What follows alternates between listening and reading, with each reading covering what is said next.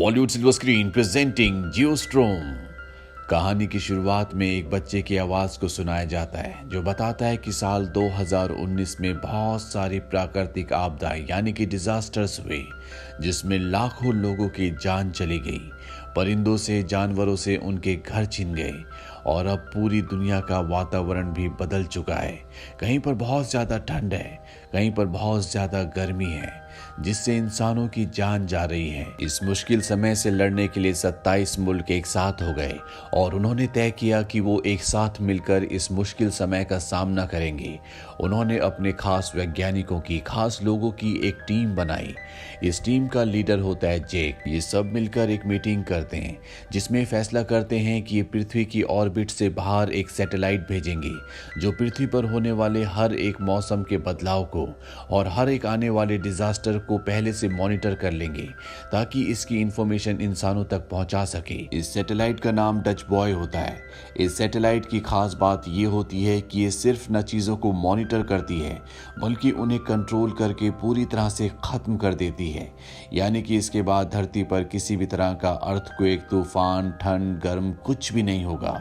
सब कुछ पहले की तरह नॉर्मल हो जाएगा। ये सैटेलाइट को अंतरिक्ष में छोड़ देते हैं जो शंघाई में आने वाले एक बहुत बड़े बवंडर को पूरी तरह से कंट्रोल करके खत्म कर देती है, जिससे सबको खुशी तो होती है लेकिन यूएस गवर्नमेंट की जो कमेटी होती है वो जैक से नाराज हो जाती है क्योंकि उसने उनकी इजाजत के बिना ही इस सैटेलाइट को ऑनलाइन कर दिया था। इस बात से यूएस गवर्नमेंट जैक से नाराज हो जाती है।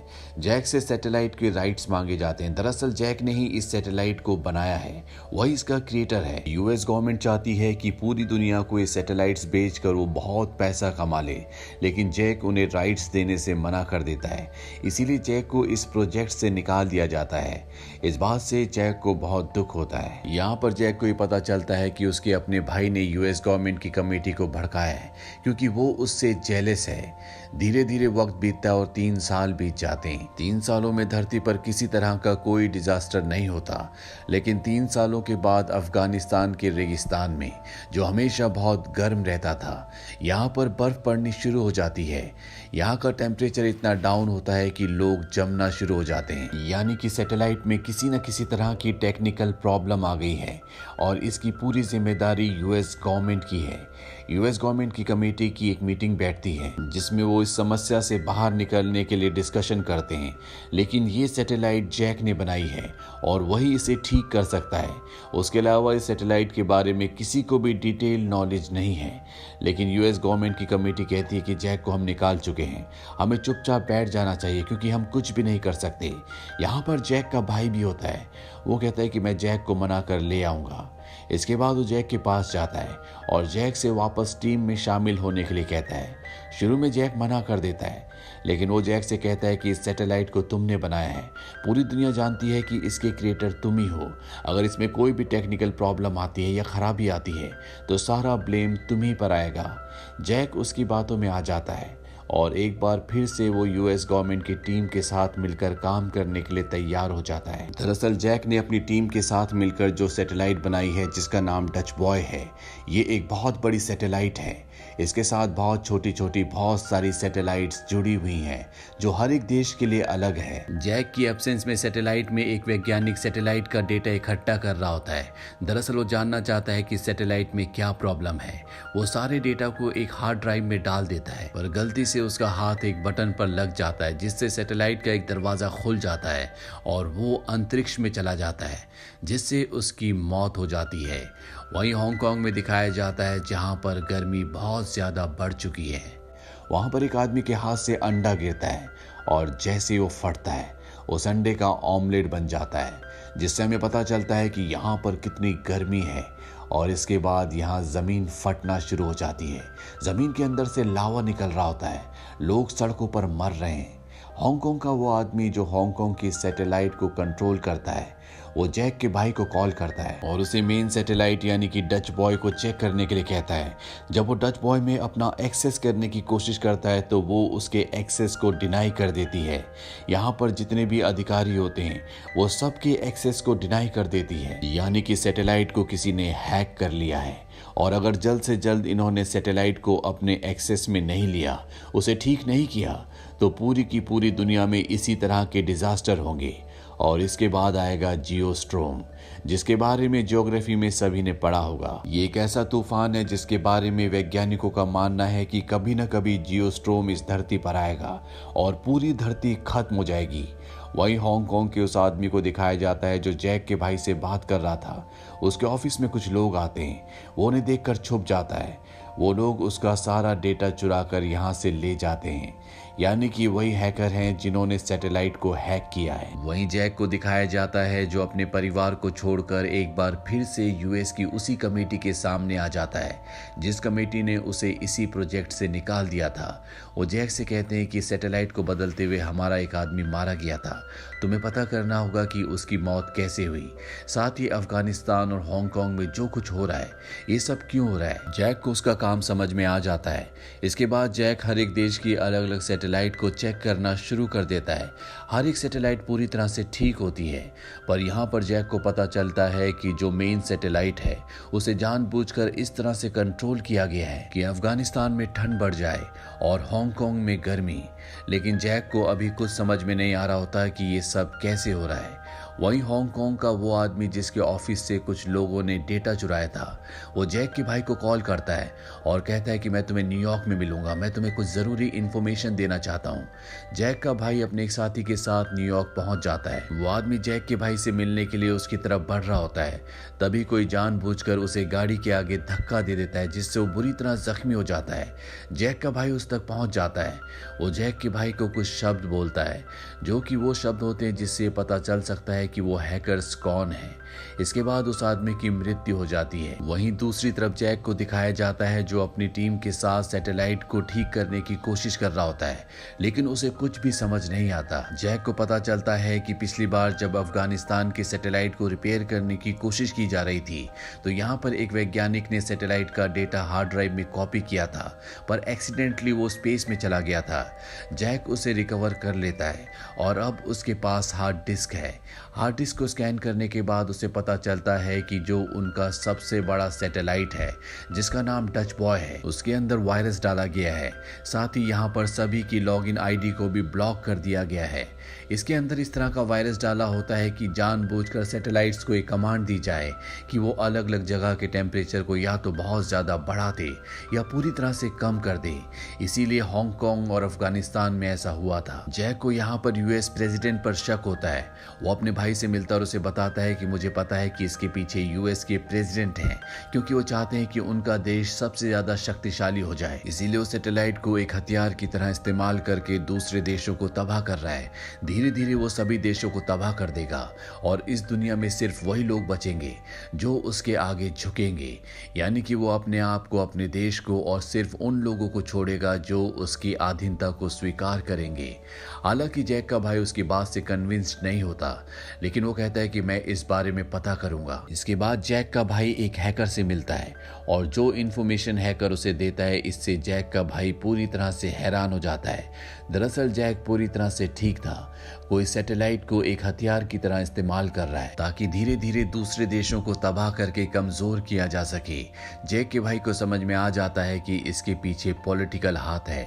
वहीं जैक को सैटेलाइट का एक नोटिफिकेशन आता है जिससे जैक को पता चलता है कि जो उनकी मास्टर सैटेलाइट है डच बॉय, अब वो किसी भी सैटेलाइट को कंट्रोल नहीं करती और धीरे धीरे पूरी धरती का वातावरण पूरी तरह से बदल जाएगा जिससे पूरी दुनिया तबाह हो सकती है। जैक यहाँ पर प्लान बनाता है क्यों ना डच बॉय को दोबारा से रीसेट कर दिया जाए, पर इसके लिए उन्हें प्रेसिडेंट की एक्सेस की जरूरत होगी, यानी कि उनके बायोमेट्रिक्स के बिना इसे रीसेट नहीं किया जा सकता। और इस वक्त प्रेसिडेंट के बायोमेट्रिक्स इन्हें नहीं मिल सकते क्योंकि वो इंटरनेशनल मीटिंग्स के लिए बाहर गए होते हैं। जैक अपने भाई को ये बात बताता है। वो कहता है कि मुझे लगता है कि प्रेसिडेंट ने ये जानबूझकर किया है। अब उसके भाई को भी उस पर यकीन हो जाता है और वो प्रेसिडेंट की एक्टिविटीज पर नजर रखना शुरू कर देता है। जैक का भाई बहुत परेशान होता है, इसीलिए वो अपने सीनियर के पास जाता है और उससे कहता है कि दुनिया जल्दी खत्म होने वाली है, ये जो कुछ किया जा रहा है ये जानबूझकर किया जा रहा है। उसका सीनियर कहता है कि तुम्हें बात कैसे पता चली, और उसके मुंह से इस प्रोजेक्ट का नाम निकल जाता है। जैक का भाई समझ जाता है कि इसके पीछे यही सब लोग हैं। अब उस सीनियर ऑफिसर को भी पता चल चुका है कि जैक के भाई को सब कुछ पता चल गया है, इसीलिए वो उसे एक दूसरी जगह ले जाता है ताकि उसे मार सके। जैक का भाई ये बात समझ गया होता है, इसीलिए वो एक रूम में जाकर अंदर से दरवाजा बंद कर लेता है और तब तक वहीं रहता है जब तक उसका सीनियर वहां से चला नहीं जाता। इसके बाद जैक का भाई एक लड़की के पास जाता है जो प्रेसिडेंट की सिक्योरिटी गार्ड होने के साथ साथ एक एजेंट भी होती है। जैक का भाई उसे बताता है कि यहाँ पर सैटेलाइट्स के साथ जो भी छेड़छाड़ हुई है वो हमारे सीनियर ने, हमारे लीडर ने की है, और वो प्रेसिडेंट को भी मारना चाहता है क्योंकि वो उनसे जेलस है। शुरू में हमें लगा था कि ये सब कुछ प्रेसिडेंट कर रहे हैं, लेकिन वो हमारी गलती थी।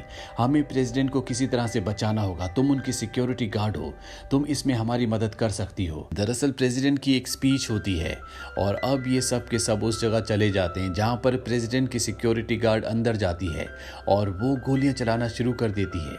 चारों तरफ भगदड़ मच जाती है और इसी मौके का फायदा उठाकर वो लड़की प्रेसिडेंट को गाड़ी में ले आती है, जहाँ पर जैक का भाई, जैक और प्रेसिडेंट और ये लड़की चारों होते हैं। यहाँ पर ये प्रेसिडेंट को सारी बात समझाते हैं। प्रेसिडेंट को बात समझ में आ जाती है कि इस सब के पीछे जैक के भाई का बॉस, जिसका नाम लियोनार्ड है, जो सेक्रेटरी ऑफ स्टेट है, उसका दिमाग है। अब लियोनार्ड के आदमी यहाँ पर प्रेसिडेंट की गाड़ी का पीछा करना शुरू कर देते हैं।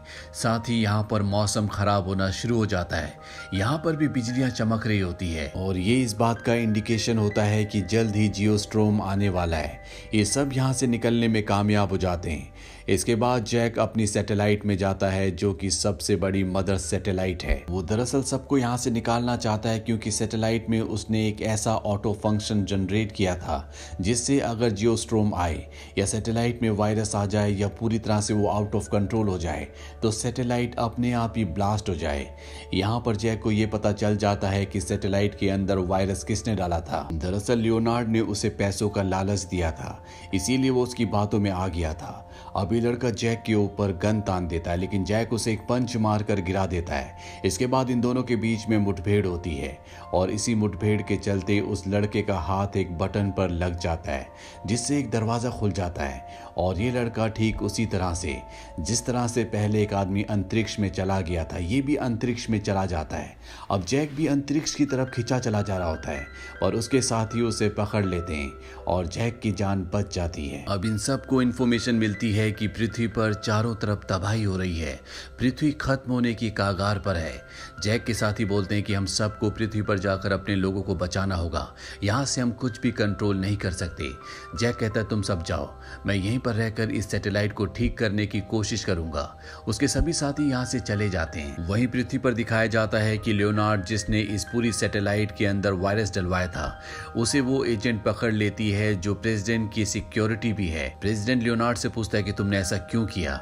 दरअसल लियोनार्ड उसका खास आदमी था। लियोनार्ड कहता है क्योंकि मैं प्रेसिडेंट बनना चाहता था, तुम प्रेसिडेंट की कुर्सी को डिजर्व नहीं करते। प्रेसिडेंट कहता है कि इसे मेरे सामने से दूर ले जाओ। लियोनार्ड को अब अरेस्ट कर लिया गया है।